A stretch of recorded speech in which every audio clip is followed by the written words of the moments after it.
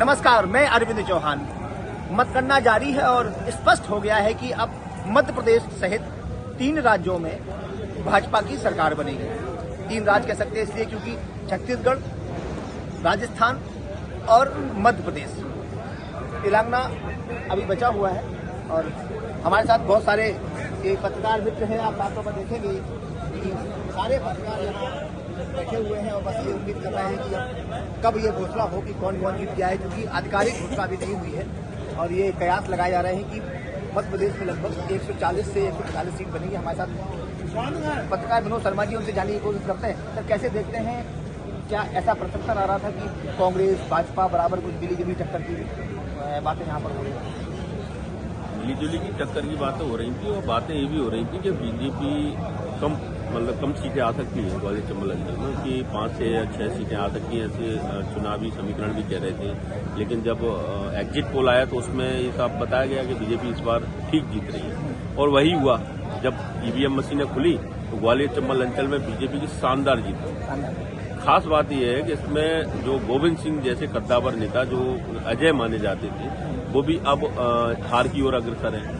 इसके अलावा प्रवीण पाठक की भी स्थिति अभी फिलहाल ठीक नहीं है। माया सिंह जरूर बीजेपी से हैं, वो अब पीछे चली गई है क्योंकि वहां सतीश सिकरवार आगे बढ़ रहे हैं। लेकिन बीजेपी ने ग्वालियर में अभी 4 सीटों पर बढ़त बनाई है, जिसमें मोहन सिंह राठौर चुनाव जीत सकते हैं। साफ तौर पर चलो हमारे साथ ये मान सकते हैं कि इसमें पूरा जो है वो लाडली बहना ही इसमें दिखाई दे रही है। बाकी की कांग्रेस की बिकाऊ, टिकाऊ, गद्दार, इन चीजों को जनता ने नकार दिया।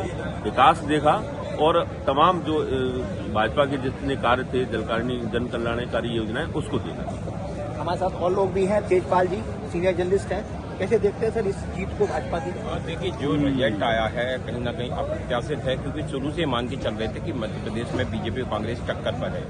हाँ, ये लग रहा था कि जिस तरीके से लाडली बहना योजना ये चलाई गई थी वो कहीं ना कहीं गेम चेंजर साबित हो सकती थी, पर इतने बड़े लेवल पे साबित होगी ये संभव कैसे हुआ है ये तो नहीं कहा जा सकता।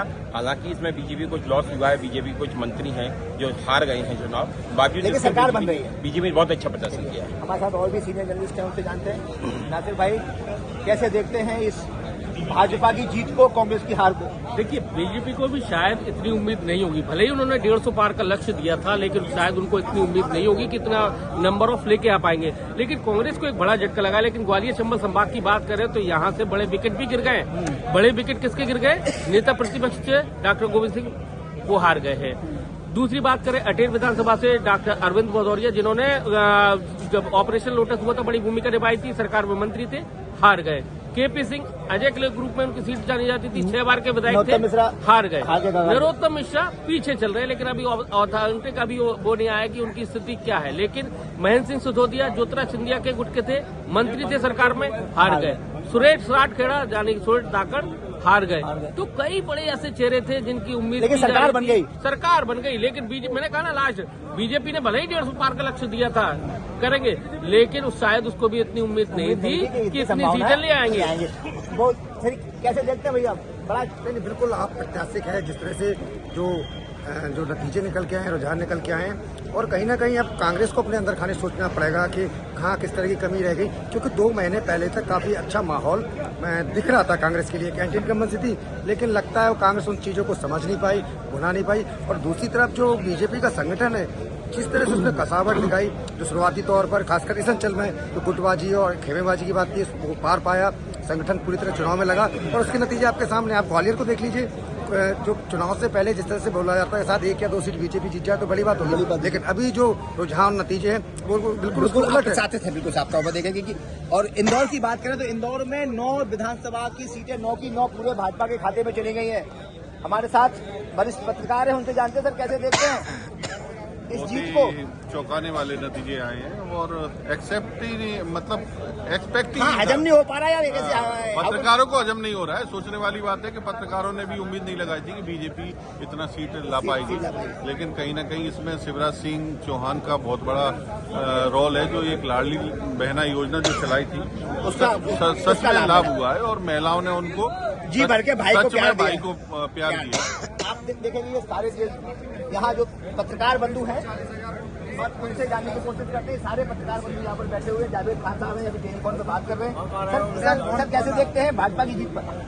बिल्कुल जो जीत है बड़ी अप्रत्याशित है और जैसे कि आकलन किया जा रहा था वैसा आकलन देखने को मिला नहीं है। लेकिन सबसे बड़ी बात है कि हैरान है बीजेपी भी कि उनको इतनी अच्छी जीत मिली है। अच्छा, खुद हैरान है बिल्कुल बीजेपी। हाँ भाई, हमारे न्यूज 18 के हैं सुशील कौशिक जी, कैसे देखते हैं इस जीत को? देखिए भाई साहब, बड़ी जीत है और हैरान कर देने वाली जीत है। चश्मा लगा के चश्मा उतार लिया जीत के बाद, क्या बात? नहीं, बिल्कुल सही बात। देखिए, जो परिणाम आए हैं निश्चित तौर पर अप्रत्याशित भी है और कांग्रेस के लिए बड़े सदमे वाले भी है। कई दिग्गज कांग्रेस के हार गए, हालांकि भाजपा के भी कई दिग्गज जो है इस चुनाव में हारते हुए नजर आ रहे हैं। तो पब्लिक ने अलग तरीके से नकार मतदान दिया किया है, मतलब इस बार कांग्रेस को। जो लोग, देखिए, बड़े लोगों को, बीजेपी के लोगों को भी नकारा है, तो कांग्रेस के लोगों को भी कई लोगों को नकार दिया। इस बहुत सारे पत्रकार मित्र यहाँ पर बैठे हुए हैं और सीधे चलते हैं अब पीछे कोने में, क्योंकि वहाँ पे हम पहुँच नहीं पा रहे हैं। सीधे चलो भाई साहब, ये हमारे साथ चलिए और आइए सबसे पहले यहाँ चलते हैं। सीधे चलो भाई साहब, मीडिया के धुरंधर पत्रकार बैठे हुए हैं। और कैसे देखते हैं भाजपा की जीत और कांग्रेस की हार? निश्चित तौर पे भाजपा पूरे 5 साल चुनाव मोड़ में रही। जितने बड़े नेता थे उनका लगातार मूवमेंट रहा। कांग्रेस ने एक तरीके से एक तो गुटबाजी और अनुशासन का संगठन में न होना सबसे बड़ी वजह मानेंगे।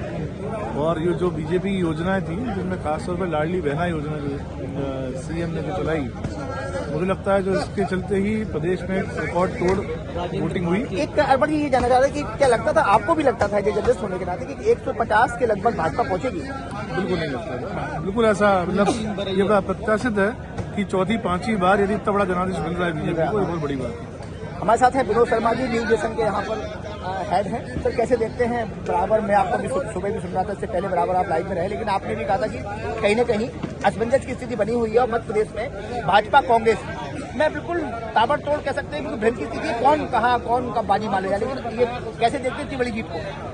देखिए, इस पूरे जीत में दो चीजें काफी महत्वपूर्ण नजर आती हैं। एक तो भारतीय जनता पार्टी के लिए सबसे बड़ा तुर्क का इक्का साबित हुआ उनकी लाडली बहना योजना। इस योजना में महिलाओं ने मुख्यमंत्री शिवराज सिंह चौहान, यानी जो अपने आप को बहनों का भाई कहते हैं, उन्हें जी भर के वोट दिया। दूसरा, ये पूरा जो चुनाव है बिना मुख्यमंत्री के कैंडिडेट घोषित किए लड़ा गया। ऐसे में सभी नेताओं ने अपना पूरा जोर लगाया। तीसरा, मोदी के नाम पे पूरा चुनाव लड़ा गया। एमपी के मन में है मोदी, मोदी के मन में है एमपी, इसका खूब प्रचार प्रसार किया गया।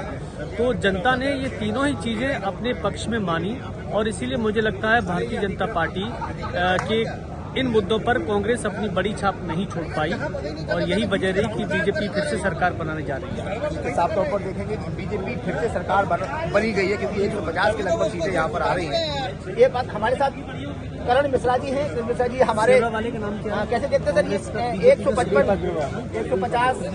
देखिए, 155 तस्वीर बनती हुई नजर आ रही है। के लिए एक बड़ा माइलस्टोन जो बनी है वो लाडली बहना योजना रही है, क्योंकि जिस तरह से हमने देखा था कि कांग्रेस ने दावा किया था कि सरकार बनने के बाद वो ओपीएस लागू करेंगे, लेकिन देखने में आया, आप लगा सकते हैं कि मध्य प्रदेश के अंदर काफी ज्यादा ओपीएस का लाभ लेने वाले अगर अधिकारियों की, कर्मचारियों की बात देखी जाए तो ज्यादा से ज्यादा 5 से 10 लाख कर्मचारी ऐसे होंगे जिनको वो लाभ के पात्र बनते और सरकार बनने में उनको लाभ मिलता। लेकिन वर्तमान में मध्य प्रदेश के अंदर 1 करोड़ 40 लाख बहनें हैं और उनको सीधे तौर पर लाभ मिलना शुरू हो चुका है। और यही वजह का सीधा फायदा आप देख सकते हैं पूरे समूचे मध्य प्रदेश में भारतीय जनता पार्टी में मिलता हुआ नजर आया है। जो मेरा नजरिया कहता है, ग्वालियर जिले की तस्वीर भी देखी जाए तो 24,000 से ज्यादा महिला वोटर्स जो थी, उनके मतों की संख्या जो है इस बार विधानसभा चुनाव के दौरान बढ़ी हुई नजर आई थी और इसका फायदा हम देख रहे हैं। चाहे भितरवा विधानसभा देखें, कांग्रेस का अभेद किला कहा जाने वाली भितरवा विधानसभा ढह चुकी है। वहां से बीजेपी के प्रत्याशी मोहन सिंह राठौर अब विधायक बन चुके हैं, चुनाव जीत चुके हैं। वो एक रिकॉर्ड जीत हासिल करी है उन्होंने 22,000 से ज्यादा वोटों से। तो आप इस बात का अंदाजा लगा सकते हैं कि इस बार का चुनाव बेहद खास रहा है। योजनाएं, वादे, ये सारी चीजें जनता ने बेहद बारीकी से समझे हैं और उसका रुझान हम तस्वीरों में देखेंगे। आप तो देखेंगे कि कहीं न कहीं जो पत्रकार मित्र थे हमारे, उनका साफ तौर पर कहना यही है कि वो उन्हें खुद को अंदाजा नहीं था कि इतनी बड़ी जीत उन्हें हासिल होगी। और साफ तौर पर भाजपा ये निश्चित तौर पर कहीं जो संघात्मक पार्टी है और पूरी ताकत से वो चुनाव लड़ती है, तो वहीं कांग्रेस की ये सबसे बड़ी कमजोर कड़ी है कि वो ताकत से चुनाव नहीं लड़ पाई और कहीं न कहीं हार का सामना उसे देखना पड़ा। अब देखना यह होगा कि ये जो सत्ता का सेमीफाइनल है, इसका फाइनल 2024 में होता है। तो ये जो यहाँ के मतदाता हैं या यहाँ के जो 29 लोकसभा सीट है, वो किसके खाते में जाती है। कैमरा पर्सन धर्मवीर के साथ अरविंद चौहान। राउंड कौन सा